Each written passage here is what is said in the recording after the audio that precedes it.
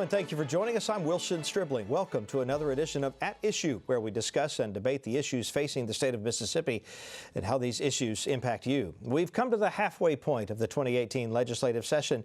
Many of the big items like the education funding formula rewrite and infrastructure funding are still under consideration.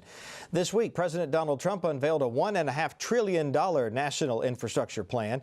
Mississippi had some input on the conversation at the White House. Governor Phil Bryant and Vicksburg Mayor George Flaggs were with the president for a roundtable discussion on infrastructure needs. That's Governor Bryant in the foreground of this picture. Flaggs sat to the president's left during the meeting.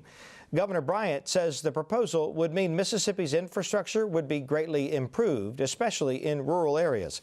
Governor Bryant released a statement about the plan. He says, quote, "Because it is still early, I believe it would be wise to wait for the federal plan to be finalized into law before we act on any of the proposals currently in the legislature. We can easily address infrastructure in a special session if the need arises."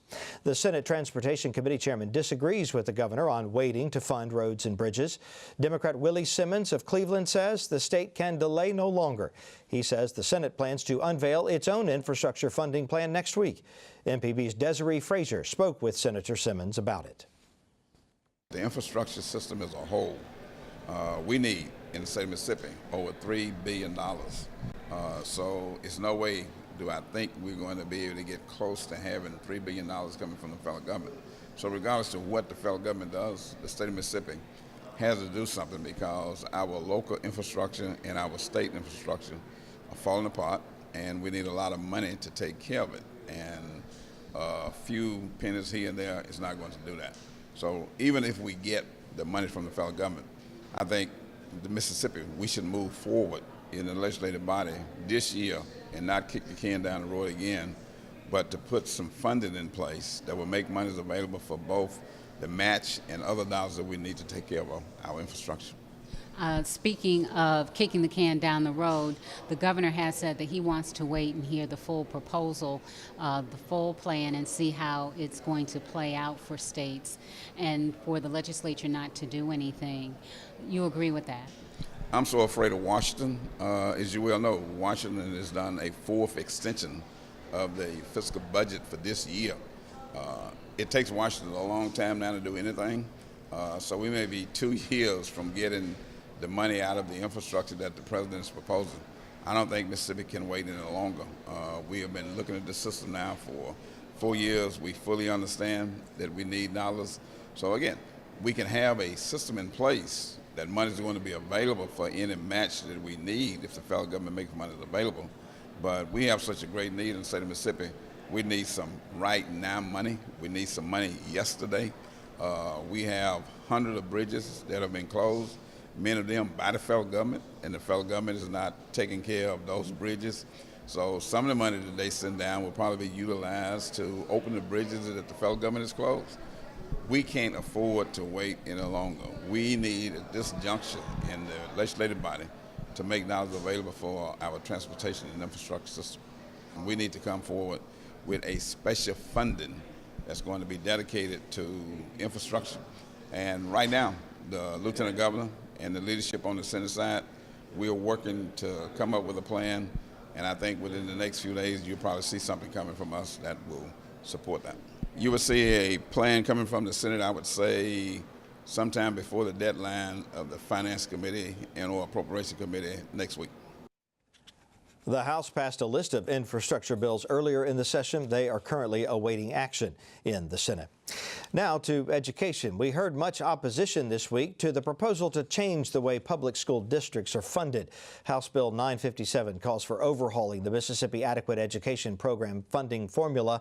The Mississippi Uniform Per Student Funding Formula Act of 2018 would set the base cost for educating each student at $4,800. More money would be given for students with specific needs like special education, English learners, and gifted. Democratic leaders in both the House and the Senate voiced their opposition to the bill on Tuesday. The new formula would increase the amount of money going to local school districts by $107 million over the next 7 years. Democrats say they did their own math. They say school districts would get $300 million less than what MAEP calls for during the same period of time. Democratic Senator Hob Bryan of Amory says everybody loses.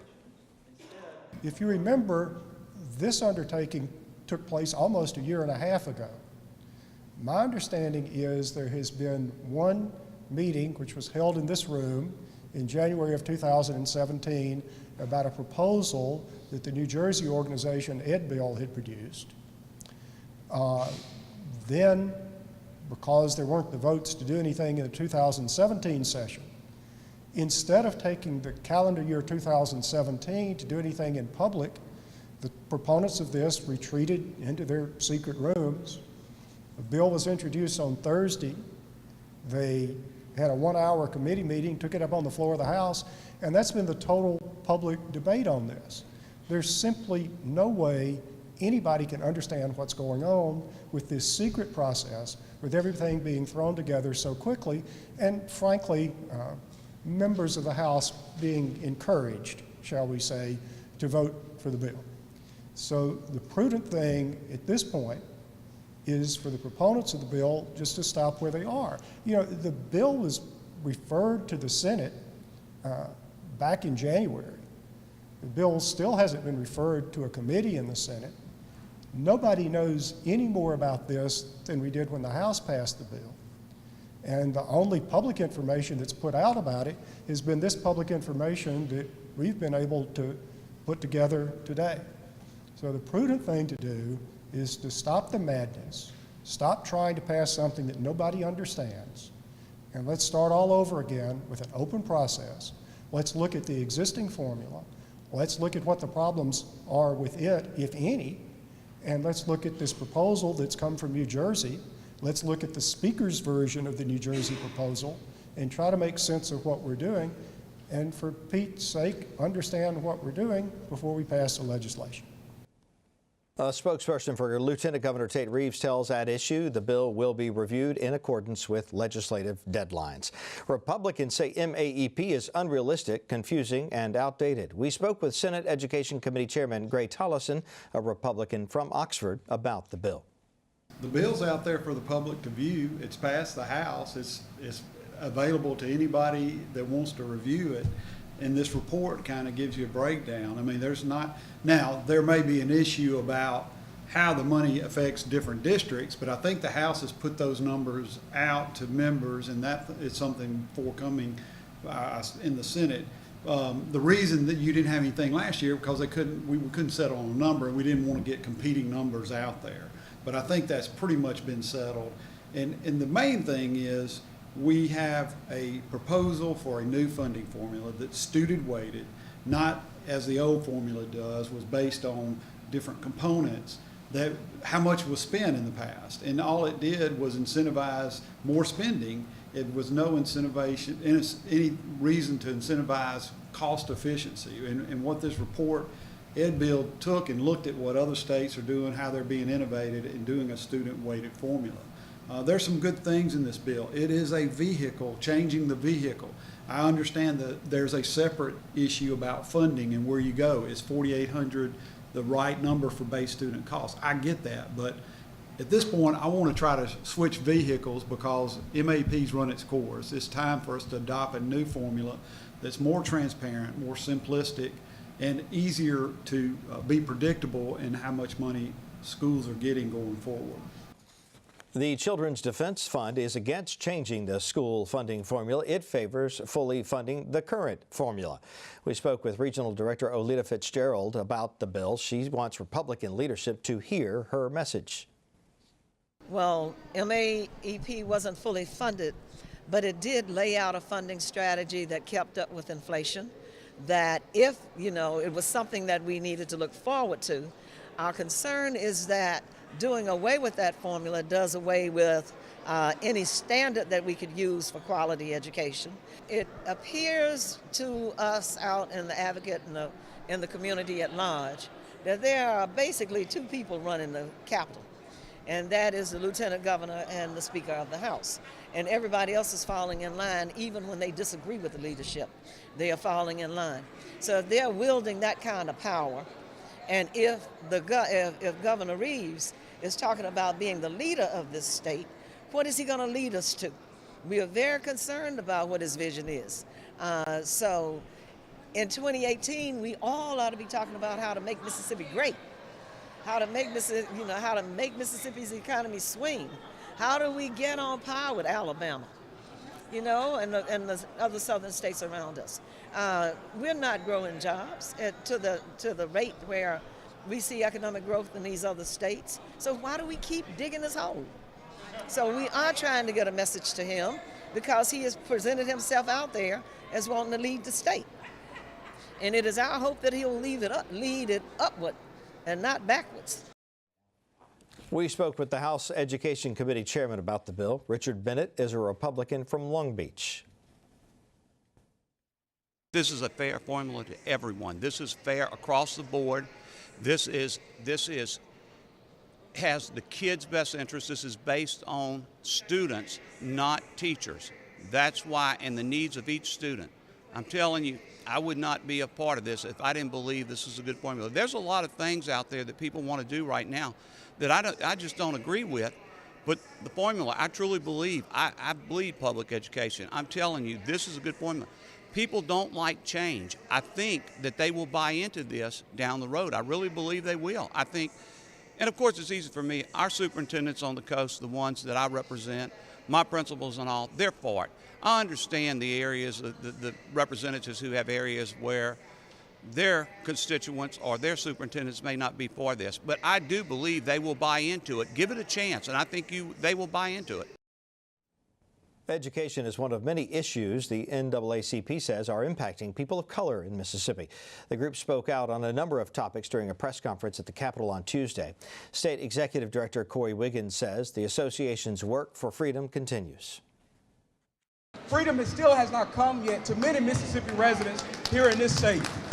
When you hear about the needs of the fact that we still continue to fly a flag today that carries a Confederate emblem, symbols of bigotry and hate. When you hear about the need to fund and fully fund public education here in Mississippi, freedom still has not come to those children who are in those schools. When you hear about the need to reform the criminal justice system, with so many of our young black children, black men and black women are affected and impacted by the criminal justice system.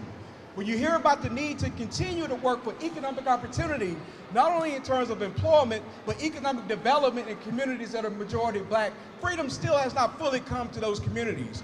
When you hear about the need or hear about how folks' voting rights are continuing to be restricted, the need or the fight for freedom continues. A Senate bill aimed at helping law enforcement with cracking down on gangs is getting some resistance.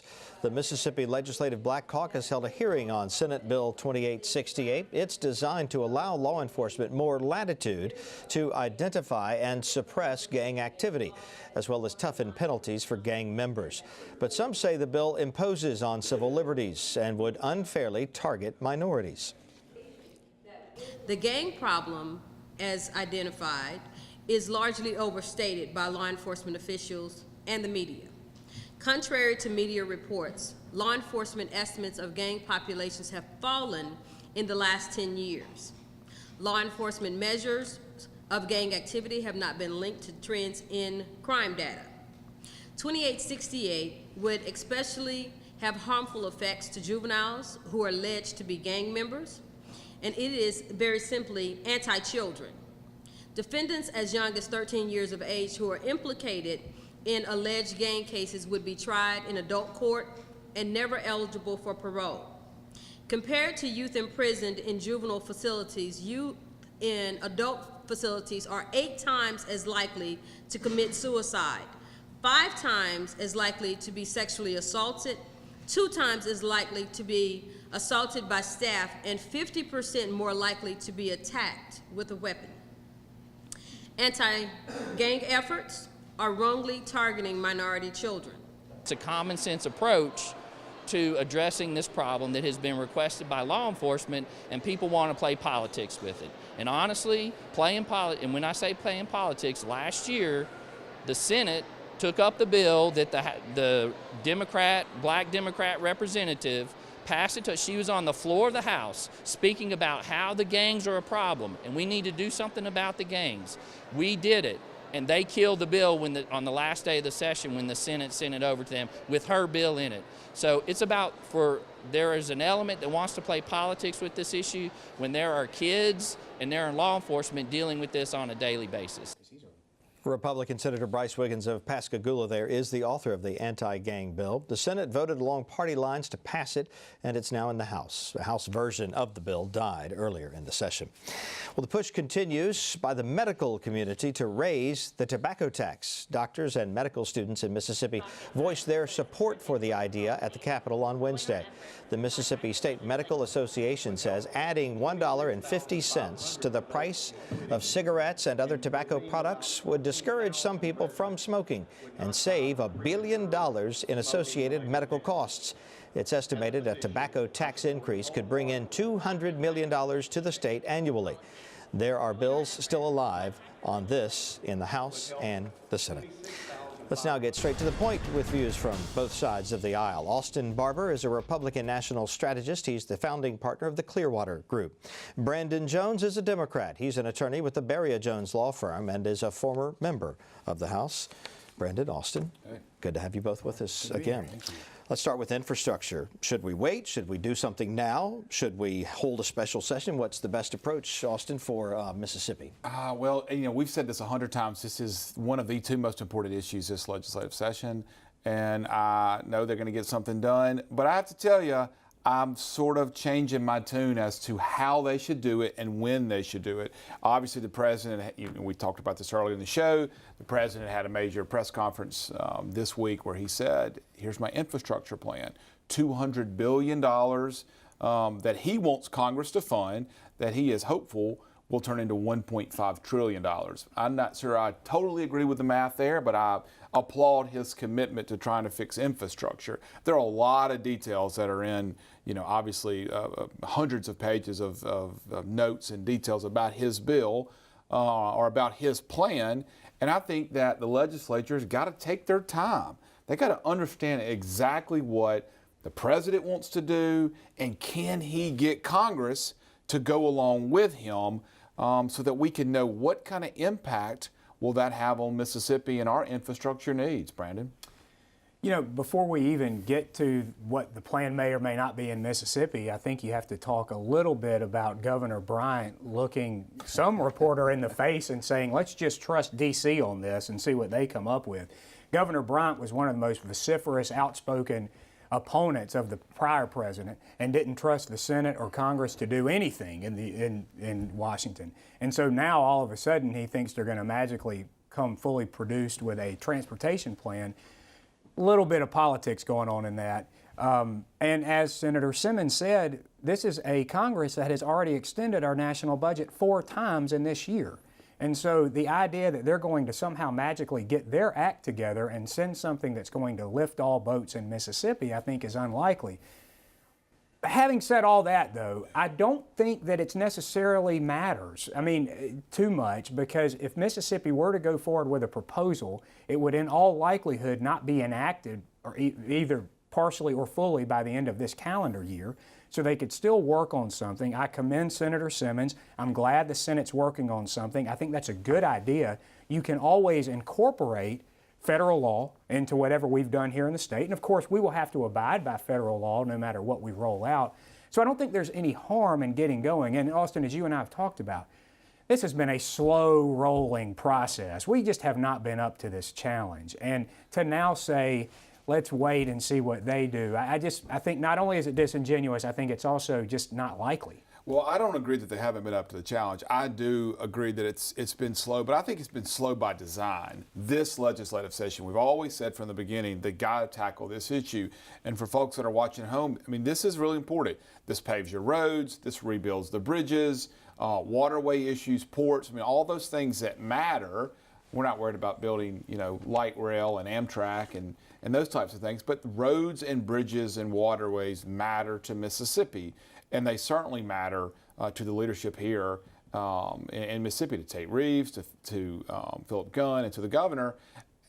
And I think there are a number of ways that they can go do this if we can spend a second talking about this real quick. One is They could say, nope, we're not going to tackle this issue this session. The governor's going to call a special session once we clearly see what's going to happen in Washington. Once we see if the president can get enough support from Congress to move forward that. They could say we're not going to do anything. They could go at a hybrid approach. We're going to pass 50 million, 150 million this legislative session, then come have a special session later on once we see what Washington's going to do to fill the void. I'm not sure which of those is the better option. Or they could just say we're going to do it all during the special session. Regular session. Those three options. But I think if I was in charge, I would sort of go at a very gradual pace to see what they can get from Washington. And I'm sure we're going to see something definitive from the lieutenant governor, because the House has already moved in the first week of what his idea is going to be. Probably in the next week or two would be my guess. I wonder, Wilson and Austin, if there's any appetite for that kind of patience. I mean, you heard our business community. They went on their roadshow over a year ago to say, we're fed up. You mentioned it's being an important issue. It's a quality of life issue. You don't put money in a state that cannot maintain its roads and bridges. You just don't. Why would you make an investment here? Why would you want to send your kid to a school if you can't trust the bridge that they're going to have to cross over to get to that school? So it's a huge issue that kind of intersects with all of these other issues. And so I just think, if nothing else, politically, the folks over there at that Capitol saying we're going to trust Trump to figure this out, a man who 200 days in office hasn't managed to figure out much out, and Reince Priebus just told us it's 50 times crazier than what we thought. We're now going to ask him to hand deliver a transportation plan that's going to fix roads in Holly Springs, and I just think that's crazy. Well, I got to say, I applaud George Flaggs. We cannot overlook the fact that George Flaggs was smart enough and skilled enough to get a seat right beside the President of the United States with one of the most important announcements he's going to have. And there's George Flaggs, African-American Democrat mayor from the River City, sitting right beside him. I'm sure there's some Democrats who are like, George, what are you doing? We don't like Donald Trump, and there he is. But applaud George Flaggs for having the guts and willingness to go there, because he knows if I get the opportunity to sit with the president, meet his staff, I can say, this is what Vicksburg needs. Vicksburg needs this funding for this project. So I can't let it go without applauding George Flaggs. Well, and I talked to George this week when he was up there, and I asked him how the meeting went, and he did say, you know, I'm here to try to get Vicksburg some money. So to your point, that's what he was doing. I do think, though, whoever on the president's PR staff that wanted to have that photographic moment deserves a tip of the hat, too, because I think they might have helped make that happen. All right, let's move on to the tobacco tax. This would be an enormous, I say enormous, it would be a considerable additional tax on a pack of cigarettes, $1.70, $1.50. And it's the bill to make it happen has a Republican author. Does that surprise you? It does, very much. If any of our viewers fell asleep in 2007 and just woke up, they might find this argument to be a little bit memorable, because this was the exact same fight that took place when Governor Barbour was in office, and we were fighting over whether or not to increase the tobacco tax to help pay for our apportionment of Medicaid. And that was a fight that actually spanned over two sessions, 2008 and 9. And now I have been on this show saying that Republicans are allergic to revenue generation. They don't know how to raise money to make government function. And here's Bryce Wiggins and others saying they want to look at it. I think it's a good idea to look at. We may have missed our sweet spot, though, Wilson, because I think fewer people are smoking. So the impact might not be much as it would have been had we followed the other states in the country and done this. They're saying 200 million. Well, but in Mississippi, I don't know where we are. But at any rate, I think it's an intriguing idea, and I, just knowing what I've heard about it, think it is definitely worth exploring. Hope we go further down the road with it. Yeah, you know, Ronald Reagan, you go back and look at his history of raising taxes. I think he may have had 10 or 11 tax increases, but he always said, tax the things you don't like, tax the things you don't want. So if I'm Bryce Wiggins, I'm going and trying to find that Ronald Reagan quote and point to that, because obviously smoking is not a cool thing. It wasn't a cool thing. I'm 42 when I was in high school, but I sure knew a lot more people in the early and mid 90s that smoked than I do now. I will say this, it's a declining revenue stream. It's not going to fix the Medicaid budget. If that is the silver bullet, I think that Chairman Wiggins is wrong. I think that's probably not exactly what he's saying. He's saying this is one thing I'd like to do, because as the chairman of Medicaid, he's paying attention to what's going on at Medicaid every day, and he knows that the costs are ballooning at Medicaid. He's probably trying to come up with ideas of how do I help fix, the likely budget gap that we have, the budget deficit that we have, hole that we have at Medicaid, and he's coming up with this idea. You're not going to find a lot of people who are going to defend tobacco, and I'm not going to be one to do that today. I'm not for raising taxes. I think this is a really interesting conversation. If I was a legislator, I would say I can only potentially support this if it's going to come with great reforms to Medicaid as well. And we can't just say, well, we're going to bring in, Wilson says, $200 million a year with raising it $1.50 a pack, and that's going to be the solution to solve Medicaid. No, not going to happen. I don't know enough about this or Chairman Wiggins' position to know exactly where he is, but I'd certainly want some philosophical changes to be made at Medicaid before I could go along with this. Of all the places where you Republicans have a weird aversion to government, your Medicaid problem is far and away the weirdest. Okay. Mississippi gets a 3-to-1, sometimes 6-to-1 return on its investment. And most Mississippians use the emergency room as their doctor's office. Think about that. Not most Mississippians, but some Mississippians and it causes an increasing amount of question. Payout. Look, and in the name of taxing things that we might not like, if Wiggins could slip one in on assault rifles, I'll go campaigning for him. As we begin to launch a whole conversation that we'll have to save for a whole other program. Gentlemen, thank you as always for being with us on At Issue. We also thank you for joining us. Remember, you can watch the program online at mpbonline.org/issue. And we invite you to join us again right here next week for another episode of At Issue.